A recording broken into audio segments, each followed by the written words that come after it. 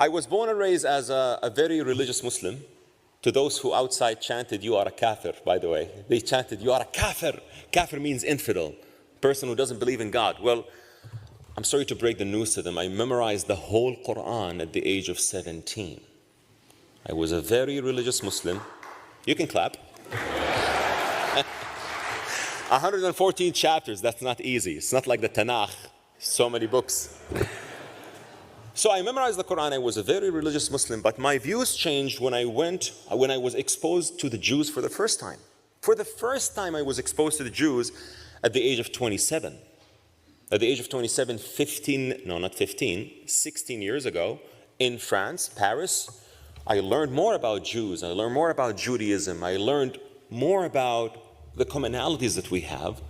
And I decided to encounter the hate that I was indoctrinated with, and I put it face to face, and I had the chutzpah, or the courage, to say, this is wrong, and I want to learn the truth.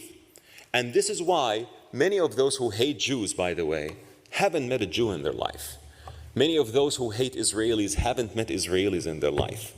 Ignorance is not a bless, as many people say, but ignorance is the greatest enemy for peace. So, I do remember that when I was a religious Muslim, I'm still a Muslim, of course, but not a mishuga, in Hebrew, a crazy extremist who hates Jews, hates Israelis, no.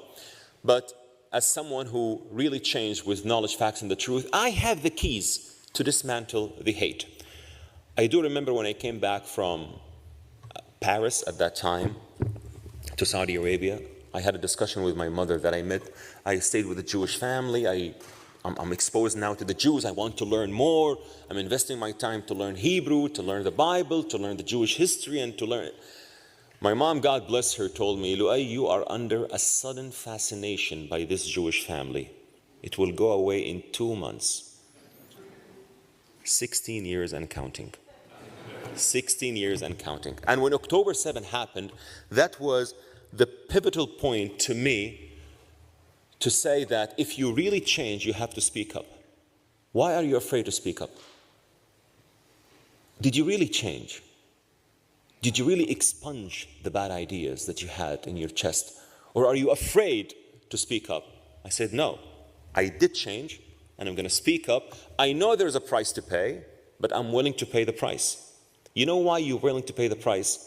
Because I didn't change with emotions or just because I love Israelis or I love the Jews. No, because I really learned facts that I was indoctrinated with ignorance against those facts when I was young. Facts about Israel, facts about the Jewish people, facts about the region, facts that are the biggest hurdle for peace in our region, and I will get to tell you more about that. So, I realized many things that we were indoctrinated with, that they were wrong, and I assure you that many of those protesters outside are still indoctrinated with. Those who support Hamas in the West, I can assure you they haven't read Hamas charter. They haven't. And I spoke to many Americans, white Gen Z's Americans, in Providence, Rhode Island University, and I told them, excuse me, have you read the Hamas charter? He said, yes, I have read both charters, the watered down one in 2017 and the original one in 1988. Please show it to me. He showed me the link. He said, you haven't read it. He said, here it is, the charter. He said, you haven't read it in Arabic. If you don't speak Arabic, you don't know what the charter says about their belief of the eternal enmity against Jews, of their total destruction of Israel. And by the way, they hate even Jews who are not, how to say this, who do not believe in the state of Israel. I just read an interview by Mr. Noam Chomsky, I think his name. I'm not so sure of how to pronounce it, but he said the Houthis, when they wave a flag that says "Curse be upon the Jews," it's because they haven't met a Jew in their life. They only know the Jews from Israel, because Israel identifies itself as a Jewish state. Well, this is the problem with those who don't know the Middle East. There are Jews in Yemen who did not go to Israel.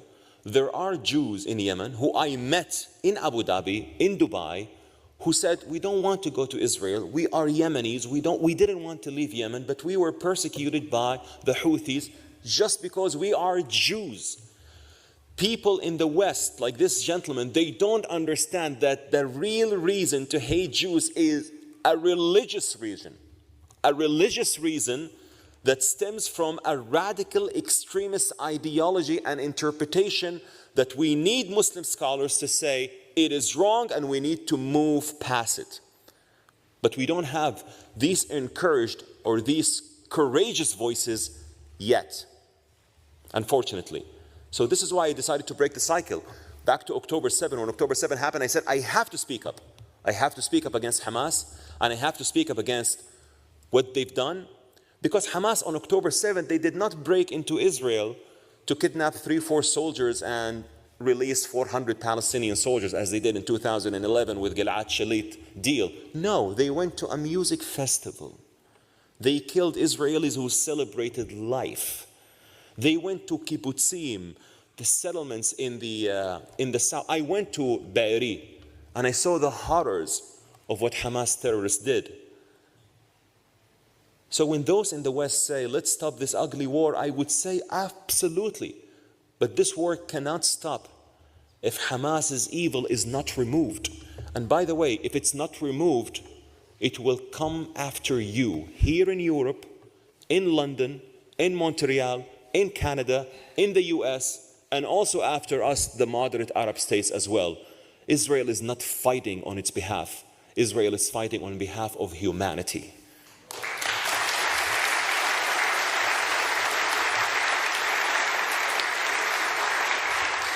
But why did October 7 really happen?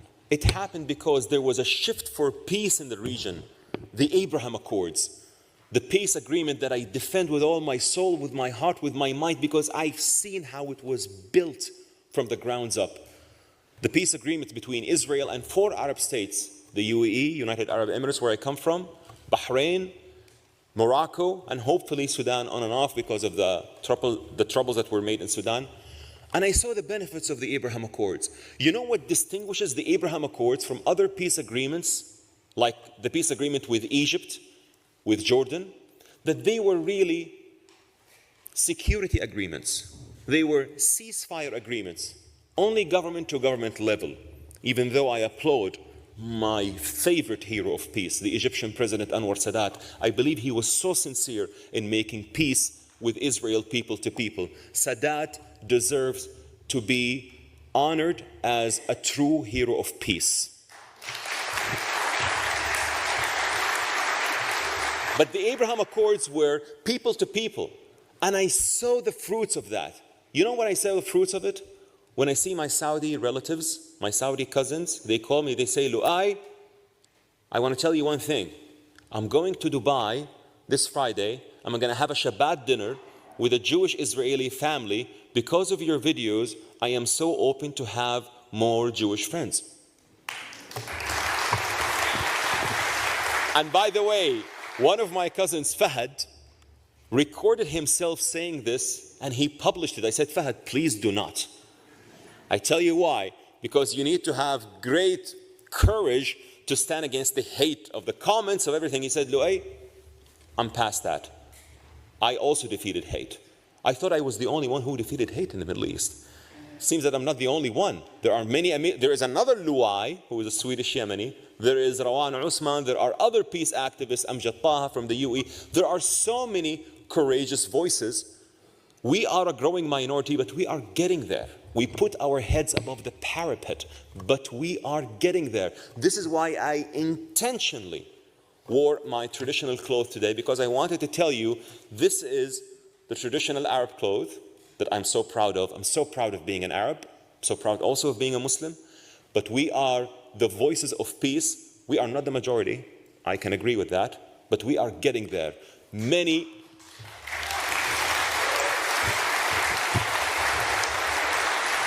movements in history started with a minority, but they became the majority one day.